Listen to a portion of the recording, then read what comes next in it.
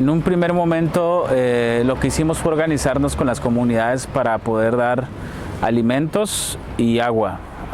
sobre todo a mujeres, niños y niñas que venían en estas caravanas migrantes en la zona. Y después acompañar directamente el trayecto desde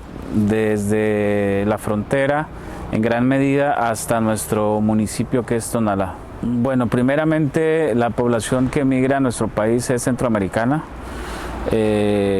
haitiana y cubana, ¿no? Y muchos africanos últimamente, ingresando por la frontera sur entre Guatemala y México. Y hay una precarización de brindar ayuda humanitaria por el Estado mexicano por un lado, y por otro lado pues un colapso del sistema migratorio para las solicitudes de asilo, refugio y todo lo que tiene que ver con trámites migratorios, ¿no? Hay una negación del Estado, hay una dilación procesal, violaciones al debido proceso, al derecho de audiencia, seguridad jurídica, un uso excesivo de la fuerza en las detenciones, han habido asesinatos, tortura,